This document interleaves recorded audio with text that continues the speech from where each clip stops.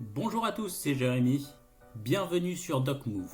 Nous allons parler aujourd'hui d'un sujet dont certaines personnes m'ont demandé de parler, l'endométriose. C'est une pathologie qui touche près de 10% des femmes, elle est donc très fréquente, mais encore bien mystérieuse. Elle correspond à la présence d'un tissu que l'on retrouve au niveau de l'utérus, en dehors de cette cavité utérine. L'endométriose va donc atteindre différents organes, comme les ovaires, les ligaments utérosacrés, le rectum, la vessie ou encore le vagin. Ce tissu que l'on retrouve généralement dans l'utérus va être sous l'influence des hormones. Dans l'endométriose, les symptômes se manifestent généralement par une douleur importante au niveau pelvien, généralement au moment des règles, mais il peut également y avoir une douleur lors des rapports sexuels ou encore lorsque la femme va uriner ou bien déféquer.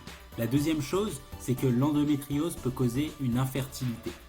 Les causes de l'endométriose ne sont pas très bien connues, elles sont encore en cours de recherche. Il y a cependant certaines hypothèses, comme par exemple lors de règles de la femme, il pourrait y avoir le passage du sang à travers la trompe, entraînant la migration de cellules du tissu de l'utérus dans la cavité abdominale, touchant ainsi les différents organes.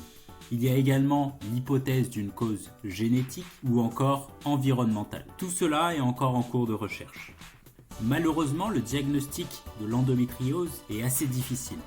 Il faut bien sûr un examen clinique rigoureux, une échographie ou encore une IRM. Cependant, une échographie ou encore une IRM normale n'élimine pas le diagnostic d'endométriose. Il existe encore un autre moyen, beaucoup plus invasif, mais beaucoup plus précis, qui est le prélèvement et l'examen de ce tissu lors d'une chirurgie.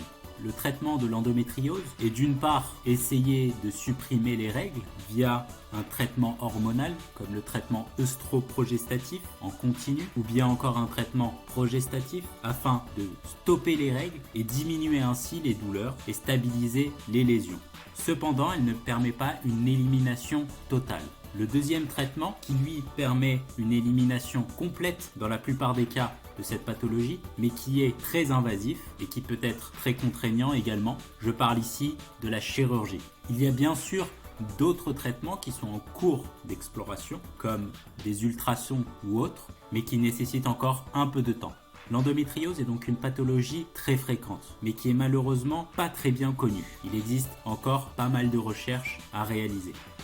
J'espère que cette vidéo vous a plu. N'hésitez pas à vous abonner sur ma page DocMove. Je vous dis à bientôt pour une nouvelle vidéo. Ciao!